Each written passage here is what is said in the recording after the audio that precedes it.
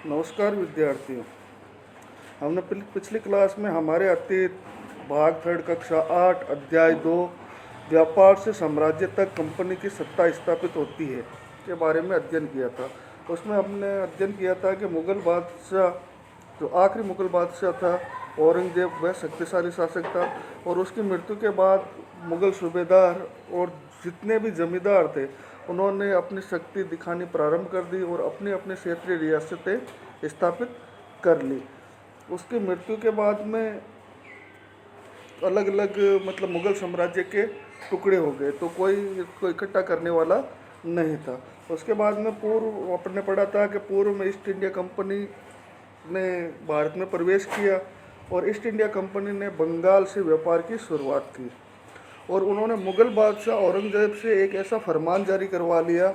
फरमान मतलब एक शाही आदेश, जिससे कंपनी बगैर कोई शुल्क जमा कराए और उस क्षेत्र में व्यापार कर सके। फिर कंपनी ने को जब कंपनी के अलावा उस जो कंपनी के कर्मचारी थे उन्होंने भी क्या किया, इस चीज़ का नाजायज़ फ़ायदा उठाया और उन्होंने भी शुल्क देने से इनकार कर दिया। तब युद्ध होने प्रारंभ हो गए। फिर अपन ने पढ़ा था प्लासी का युद्ध वगैरह। तो आज हम पढ़ेंगे कि आखिरकार 1765 में मुग़ल सम्राट ने कंपनी को ही बंगाल का प्रांत दीवान घोषित कर दिया। जब युद्ध वगैरह ज़्यादा होने लगे, लड़ाई झगड़े ज़्यादा होने लगे, तो बंगाल के नवाब ने 1765 में कंपनी को ही बंगाल का नवाब या दीवान घोषित कर दिया। दिवाली मिलने के बाद कंपनी को बंगाल की विशाल राजस्व संसाधनों पर नियंत्रण मिल गया। जब दीवानी का मतलब होता है एकाधिकार स्थापित कर लिया, कंपनी वहाँ से राजस्व प्राप्त करती थी और कंपनी जो भी फैसला लेती थी वही उस पर लागू होता था बंगाल पर। इस तरह कंपनी की एक पुरानी समस्या हल हो गई थी। 18वीं सदी की शुरुआत में से ही भारत के साथ उनका व्यापार बढ़ता जा रहा था, लेकिन उसे भारत में ज़्यादातर चीज़ें ब्रिटेन से लाए गए सोने और चांदी के बदले खरीदनी पड़ती थी। पहले क्या होता था, भारत से कोई चीज़ खरीदने के लिए उन्हें ब्रिटेन से, अपने देश से सोना और चांदी लाना पड़ता था और उसके बदले में भारतीय लोग उसे सामान देते थे।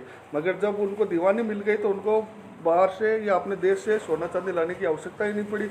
वहीं से राजस्व प्राप्त करते थे, सोना चांदी राजस्व के रूप में प्राप्त करते थे और उसी राजस्व से वो वहाँ से लोगों, किसानों से या उद्योगपतियों से कपड़ा वगैरह जो भी खरीदना होता था वो खरीद लेते थे। इसकी वजह से यह थी कि उस समय ब्रिटेन के पास भारत में बेचने के लिए कोई चीज़ नहीं थी। प्लासी की जंग के बाद ब्रिटेन से सोने की निकासी कम होने लगी और बंगाल की दीवानी मिलने के बाद तो ब्रिटेन से सोना लाने की ज़रूरत ही नहीं रही। अब भारत में होने वाले आमदनी के सहारे ही कंपनी अपने खर्चे चला सकती थी। इस कमाई से कंपनी भारत में सूती और रेशमी कपड़ा खरीद सकती थी, अपनी फौज को संभाल सकती थी और कलकत्ते में किले को और दफ्तरों के निर्माण में लागत उठा सकती थी। कंपनी के अफसर नवाब बन बैठे और कंपनी के अफसर ही बाद में क्या हुए, बंगाल के नवाब बन बैठे। इसका मतलब देखो, समझना पड़ेगा आपको, नवाब बनने का क्या मतलब है। इसका एक मतलब तो यही है कि कंपनी के पास अब सत्ता और ताकत थी, लेकिन इसके कुछ और फायदे भी थे। कंपनी का हर कर्मचारी नवाबों की तरह जीने की ख्वाब देखने लगा था। प्लासी के युद्ध के बाद बंगाल में असली नवाबों को इस बात के लिए बाध्य कर दिया गया कि वे कंपनी के अफसरों को निजी तोहफे के तौर पर ज़मीन और बहुत सारा पैसा दें। खुद रॉबर्ट क्लाइव ने ही भारत में बेहिसाब दौलत जमा कर ली। 1743 में जब वह इंग्लैंड से मद्रास, अब चेन्नई आया था तो उसकी उम्र 18 साल थी। 1767 में जब वह 2 बार गवर्नर बनने के बाद हमेशा के लिए भारत से रवाना हुआ तो यहाँ उसकी दौलत 401,102 पाउंड के बराबर थी। दिलचस्प बात यह है कि गवर्नर के अपने दूसरे कार्यकाल में उसे कंपनी के भीतर फैले भ्रष्टाचार को खत्म करने का काम सौंपा गया था, लेकिन 1772 में ब्रिटिश संसद में उसे खुद भ्रष्टाचार के आरोप में अपनी सफाई देनी पड़ी। सरकार को उसकी अकुत संपत्ति के स्रोत संदेहप्रस्त लग रहे थे। उसे भ्रष्टाचार आरोपों से बरी तो कर दिया गया, लेकिन 1774 में उसने आत्महत्या कर ली, क्योंकि उस पर जो इल्ज़ाम लगे थे भ्रष्टाचार को ख़त्म करने के लिए कंपनी ने उसे बेचा और उसी पर भ्रष्टाचार के आरोप लगे, तो इस अपमान को वो सहन नहीं कर सका और उसने आत्महत्या कर ली। कंपनी के सभी अफसर क्लाइव की तरह दौलत इकट्ठा नहीं कर पाए। बहुत सारी बीमारियों और लड़ाई के कारण कम उम्र में ही मौत का निवाला बन गए। इसके अलावा उन सभी को भ्रष्ट और बेईमान मानना भी सही नहीं होगा। उनमें से बहुत सारे अफसर साधारण परिवार से आए थे। उनकी सबसे बड़ी इच्छा बस यही थी कि वे भारत में ठीक ठाक पैसा कमाए और ब्रिटेन लौटकर आराम की ज़िंदगी बसर करें। जो जीते जी धन दौलत लेकर वापस लौट गए, उन्होंने वहाँ आलीशान जीवन जिया। उन्हें वहाँ के लोग नवाब कहते थे। यह भारतीय शब्द नवाब का ही अंग्रेजी संस्करण बन गया था। उन्हें लोग अक्सर नए अमीरों और सामाजिक हैसियत में रातों रात ऊपर आने वाले लोगों के रूप में देखते थे। नाटकों और कार्टूनों में उनका मजाक उड़ाया जाता था। कंपनी का फैलता शासन। फिर 1757 से 1857 तक कंपनी ने लगातार अपना शासन का फैलाव किया। हम देखते हैं कि 1757 से 1857 के बीच में ईस्ट इंडिया कंपनी के द्वारा भारतीय राज्यों पर कब्जे की प्रक्रिया को देखते हुए कुछ महत्वपूर्ण बातें सामने आती है। किसी अनजान इलाके में कंपनी ने सीधे सैनिक हमले प्राय नहीं किए। उन्हें किसी भी भारतीय रियासत का अधिग्रहण करने में पहले विभिन्न राजनीतिक, आर्थिक, कूटनीतिक साधनों का इस्तेमाल किया। तो उन्होंने बहुत सारे राजनीतिक वगैरह फैसले लिए कि किस प्रकार से कंपनी का शासन फैलाया जाए, और कूटनीति से काम करके उन्होंने किसी को पैसों के बल पर अपने अंदर मिला लिया, किसी को राजनीति के बल पर और किसी को कूटनीति से।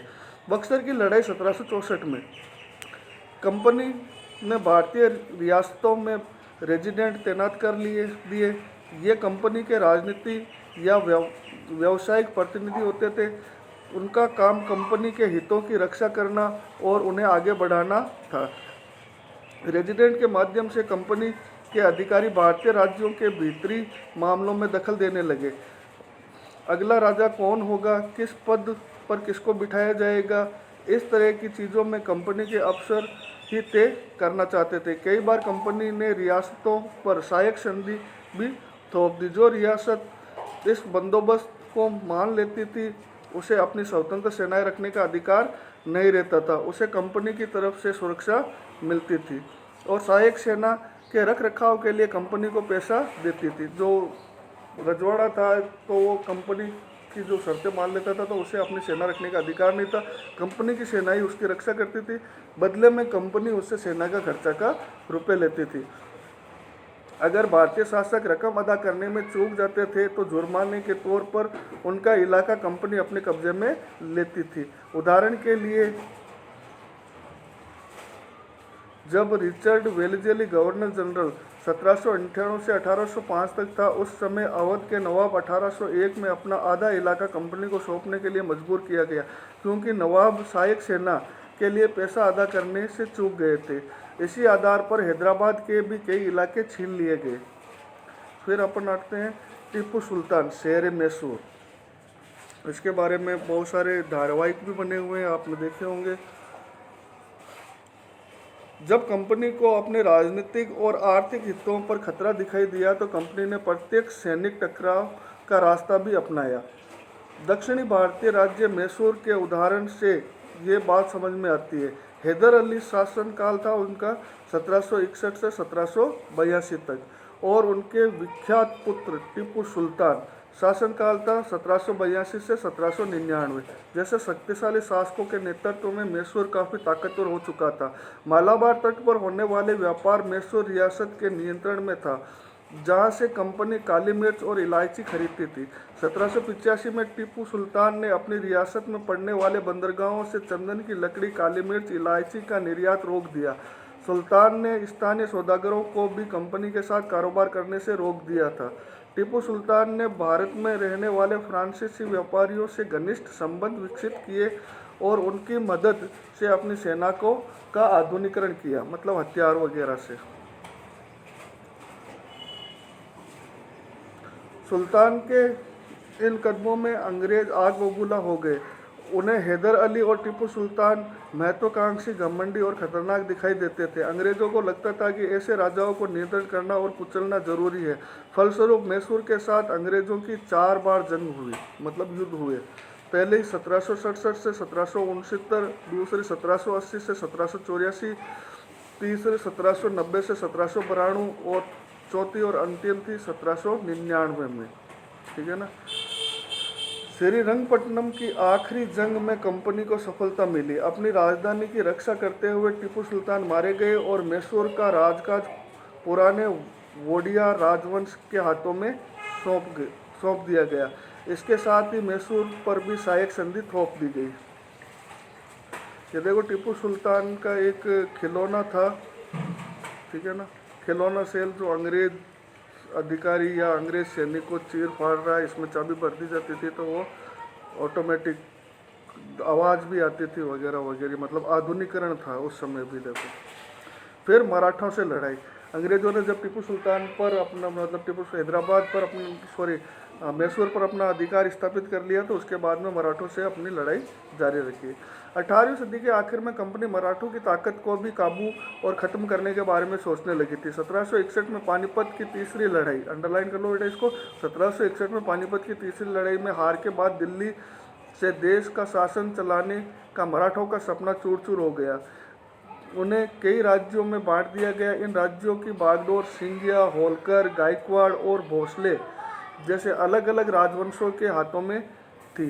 ये सारे सरदार एक पेशवा, सर्वोच्च मंत्री के अंतर्गत एक राज्य मंडल के सदस्य थे। पेशवा एक राज्य मंडल का सैनिक और प्रशासकीय प्रमुख होता था और पुणे में रहता था। महादजी सिंधिया और नाना फडणीस 18वीं सदी के आखिर में 2 प्रसिद्ध मराठा योद्धा और राजनीतिज्ञ थे। एक के बाद एक कई युद्धों में कंपनी ने मराठों को घुटने टेकने पर मजबूर कर दिया। पहला युद्ध 1782 में सालबाई संधि के साथ खत्म हुआ, जिसमें कोई पक्ष नहीं जीत पाया। दूसरा अंग्रेज मराठा युद्ध 1803 से 1805 कई मोर्चों पर लड़ा गया। इसका नतीजा ये हुआ कि उड़ीसा और यमुना के उत्तर में स्थित आगरा व दिल्ली सहित कई भूभाग अंग्रेजों के कब्जों में आ गए। अंततः 1817 और से 1819 के तीसरे अंग्रेज मराठा युद्ध में मराठों की ताकत को पूरी तरह से कुचल दिया गया। पेशवा को पुणे से हटाकर कानपुर के पास बिटूर में पेंशन पर भेज दिया गया, मतलब अंग्रेज सरकार उन्हें पेंशन देना प्रारंभ कर दिया खर्चे के लिए।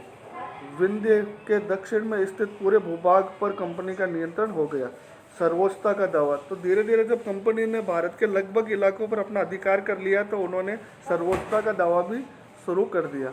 उपरोक्त विवरण से स्पष्ट है कि 19वीं सदी की शुरुआत में कंपनी क्षेत्रीय विस्तार की आक्रामक नीति पर चल रही थी। लॉर्ड हेस्टिंग 1813 से 1823 तक गवर्नर जनरल के नेतृत्व में सर्वोच्चता की इस नीति की शुरुआत की गई। कंपनी का दावा था कि उसकी सत्ता सर्वोच्च है, इसलिए वह भारतीय राज्यों से ऊपर है। अपने हितों की रक्षा के लिए वह भारतीय रियासतों का अधिग्रहण करने या उनके अधिग्रहण की धमकी देने का अधिकार अपने पास मानती है।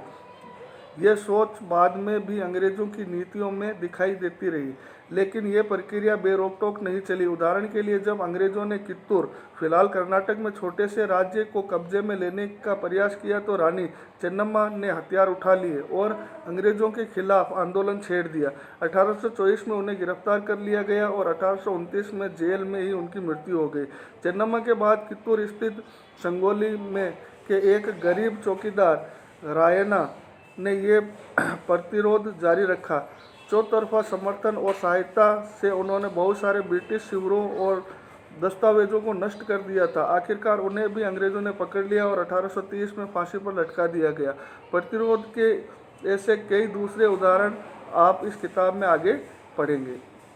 1830 के दशक के अंत में ईस्ट इंडिया कंपनी रूस के प्रभाव से बहुत डरी हुई थी। कंपनी को भय था कि कहीं रूस का प्रभाव पूरे एशिया में फैलकर उत्तर पश्चिम भारत को भी अपने चपेट में न ले ले। इसी डर के चलते अंग्रेजों ने उत्तर पश्चिम भारत पर भी अपना नियंत्रण स्थापित करना चाहते थे। उन्होंने 1838 से 1842 के बीच अफगानिस्तान के साथ एक लंबी लड़ाई लड़ी और वहां अप्रत्यक्ष कंपनी शासन स्थापित कर दिया।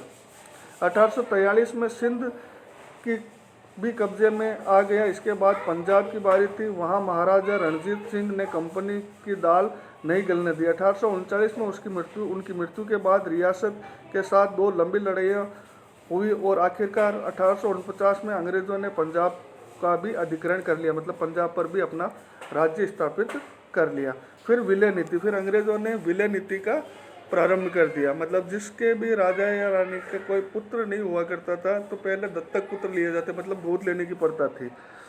मगर फिर कंपनी ने क्या किया, वो गोद लेने की प्रथा को समाप्त कर दिया और जिसकी कोई औलाद नहीं होती थी तो वह राज्य सीधा ही अंग्रेज़ों के अधीन आ जाता था। अधिग्रहण की आखिरी लहर 1848 से 1856 के बीच गवर्नर जनरल बने लॉर्ड डलहौजी के शासनकाल में चली।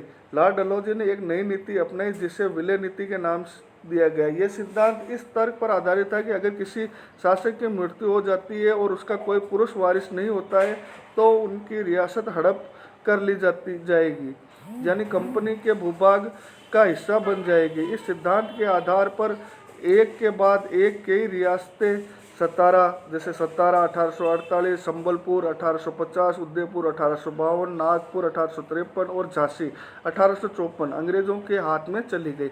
आखिरकार 1856 में कंपनी ने अवध को भी अपने नियंत्रण में ले लिया। इस बार अंग्रेज़ों ने एक नया तर्क दिया। उन्होंने कहा कि अवध की जनता को नवाब के कुशासन से आज़ाद करने के लिए कर्तव्य में बंधे हुए हैं, इसलिए वे अवध पर कब्जा करने को मजबूर है। अपने प्रिय नवाब को जिस तरह से गद्दी से हटाया गया उसे देखकर लोगों में गुस्सा भड़क उठा और अवध के लोग 1857 के महान विद्रोह में शामिल हो गए। ये देखो आपको डायग्राम दिए गए हैं, इसमें चित्र भारत 1797, 1840 और 1857 तक बताया गया है। इसमें देखो पीले कलर में है वो ब्रिटिश शासन के अधीन क्षेत्र था, तो प्रारंभ में सिर्फ बहुत कम इलाका ही था जो ब्रिटिश के अधीन में था। फिर 1840 में काफ़ी हद तक ब्रिटिश साम्राज्य ने अपना सत्ता कायम कर ली और 1857 आते आते तो लगभग भारत के चारों तरफ वो फैल गए। गुजरात वगैरह को छोड़ के या राजस्थान के कुछ इलाकों को छोड़कर, हैदराबाद को छोड़कर ये सारे इलाके उनके अधीन आ गए। नए शासन की स्थापना, गवर्नर जनरल वारेन हेस्टिंग 1773 से 1785 तक बहुत सारे महत्वपूर्ण व्यक्तियों में से एक था जिन्होंने कंपनी की ताकत फैलाने में अहम भूमिका अदा की थी। वारेन हेस्टिंग के समय तक आते आते कंपनी ने न केवल बंगाल बल्कि बम्बई और मद्रास में भी सत्ता स्थापित हासिल कर चुकी थी। ब्रिटिश इलाके मोटे तौर पर प्रशासकीय इकाइयों में बंटे हुए थे जिन्हें प्रेसिडेंसी कहा जाता था। उस समय 3 प्रेसिडेंसी थी, बंगाल, मद्रास और मुंबई। हर एक का शासन गवर्नर के पास होता था। सबसे ऊपर गवर्नर जनरल होता था। वारेन हेस्टिंग ने कई प्रशासकीय सुधार किए। न्याय के क्षेत्र में उसके सुधार खास तौर पर उल्लेखनीय हैं। ठीक है ना। इसमें देखो आपके साइड में कुछ दिए गए हैं। जो काजी है वो एक न्यायाधीश हुआ करता था, मतलब मुस्लिम साम्राज्य के अंतर्गत ये बताए गए। मुफ्ती है वो मुस्लिम समुदाय का एक न्यायविद जो कानून की व्याख्यान करता था। काजी इसी व्याख्यान के आधार पर फैसले सुनाता था। और महाअभियोग, जब इंग्लैंड के हाउस ऑफ कॉमन्स में किसी व्यक्ति के खिलाफ दुराचरण का आरोप लगाया जाता था तो उसे हाउस ऑफ लॉर्ड्स मतलब संसद का ऊपरी सदन में उस व्यक्ति के खिलाफ मुकदमा चलाया जाता था, उसे महाअभियोग कहा जाता था। अब 1772 ईस्वी में एक नई न्याय व्यवस्था स्थापित की गई। इस व्यवस्था में प्रावधान किया गया कि हर जिले में 2 अदालतें होंगी, फौजदारी अदालत और दीवानी अदालत। दीवानी अदालतों के मुख्य यूरोपीय जिला कलेक्टर होते थे। मौलवी और हिंदू पंडित उनके लिए भारतीय कानूनों की व्याख्या करते थे। फौजदारी अदालतें अभी भी थी, काजी और मुफ्ती के भी अंतर्गत थी, लेकिन वे भी कलेक्टर की निगरानी में काम करते थे। काजी और मुफ्ती मैंने आपको पहले ही समझा दिया है। एक बड़ी समस्या यह थी कि ब्राह्मण पंडित धर्मशास्त्र की अलग अलग शाखाओं के हिसाब से स्थानीय कानूनों को अलग अलग व्याख्यान कर देते थे। इस भिन्नता को खत्म करके समरूपता लाने के लिए 1875 में 11 पंडितों को भारतीय कानूनों का एक संकलन तैयार करने का काम सौंपा गया। N.B. हालहेड ने इस संकलन का अंग्रेजी में अनुवाद किया और 1878 तक यूरोपीय न्यायाधीशों के लिए मुस्लिम कानूनों को भी एक संहिता तैयार कर ली गई। 1873 में रेगुलेटिंग एक्ट के तहत एक नए सर्वोच्च न्यायालय की स्थापना की गई। इसके अलावा कलकत्ता में अपीली अदालत, सदर निजामत अदालत की भी स्थापना की गई। भारतीय जिले के कलेक्टर सबसे बड़े ओहदे होता था, जिसके नाम से ही पता चलता है कि उसका मुख्य काम लगान और कर इकट्ठा करना था। न्यायाधीशों, पुलिस अधिकारियों व दरोगा की सहायता से जिले में कानून व्यवस्था बनाए रखना था। उसका कार्यालय कलेक्ट्रेट सत्ता और संरक्षण का नया केंद्र बन गया था, जिसने पुराने सत्ता केंद्रों को हाशिए पर ढकेल दिया, मतलब आखिरी छोर पर, ख़त्म के कगार पर। कंपनी की फौज। कंपनी के साथ भारत में शासन और सुधार के नए विचार को आए, लेकिन उनकी असली सत्ता सैनिक ताकत में थी।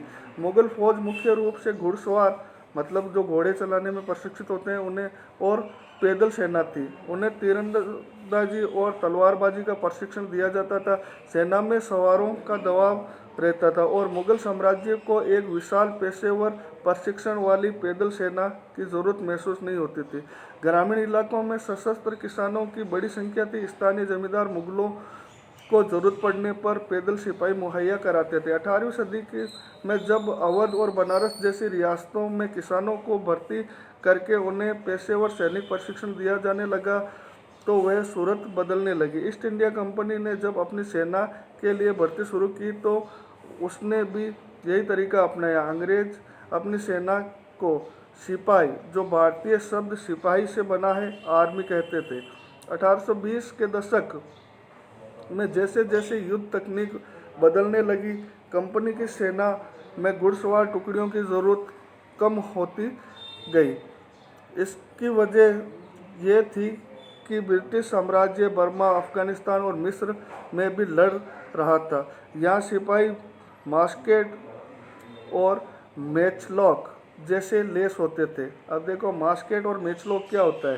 पैदल सिपाही द्वारा इस्तेमाल की जाने वाली भारी बंदूक थी, वो मास्केट थी, और मैचलॉक शुरुआती दौर में बंदूक जिसमें बारूद को माचिस की चिंगारी देकर चलाया जाता था, उसे मैचलॉक कहा जाता था।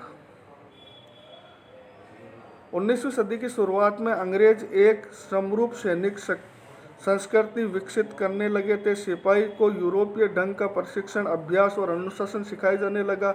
अब उनका जीवन पहले से भी ज़्यादा नियंत्रित था। इस कोशिश में कभी कभी समस्याएं भी आ जाती थी, क्योंकि पेशेवर सिपाहियों को की सेना खड़ा करने के चक्कर में अंग्रेज कई बार जाति और समुदाय की भावनाओं को नज़रअंदाज कर देते थे। भला लोग अपनी जातीय और धार्मिक भावनाओं को इतनी आसानी से कैसे छोड़ सकते थे? क्या वे खुद को अपने समुदाय का सदस्य मानने की बजाय सिर्फ एक सिपाही मानते थे? सिपाही क्या महसूस करते थे? अपने जीवन में अपने पहचान, यानी वे कौन हैं, इस बात के एहसास में जो बदलाव आ रहे थे, उनको सिपाहियों ने किस तरह देखा? 1857 के विद्रोह में हमें सिपाहियों की इस दुनिया की झलक दिखाई देती है। इस विद्रोह के बाद हम अध्याय 8 में पढ़ेंगे भाई सैनिकों ने किस कारण से विद्रोह किया था, वगैरह वगैरह। इस द्वितीय पाठ का निष्कर्ष यह निकलता है कि ईस्ट इंडिया कंपनी एक व्यापारिक कंपनी के से बढ़ते बढ़ते भौगोलिक औपनिवेशिक शक्ति बन गई। 19वीं सदी की शुरुआत में सभी भाप तकनीक में आने वाली प्रक्रिया और तेज हुई। तब तक समुद्र मार्गों में भारत पहुंचने के 6 से 8 माह समय लगता था। भाप के इंजन चलने वाले जहाज़ों से ये यात्रा 3 हफ्तों में समेट दी गई। इसके बाद तो ज़्यादा से ज़्यादा अंग्रेज और उनके परिवार भारत जैसे दूर देश आने लगे और 1857 तक भारतीय उपमहाद्वीप के 63% भूभाग और 78% आबादी पर कंपनी का सीधा शासन स्थापित हो चुका था। देश के शेष भूभाग और आबादी पर कंपनी का प्रत्यक्ष प्रभाव था। इस प्रकार व्यावहारिक स्तर पर ईस्ट इंडिया कंपनी पूरे भारत को अपने नियंत्रण में ले चुकी थी। तो ये भारत में नियंत्रण लेने का मुख्य कारण था। तो भारत की सत्ता चलाने वाले जो शासक थे वह अयोग्य थे। मतलब औरंगजेब के बाद कोई मुगल सम्राट इतना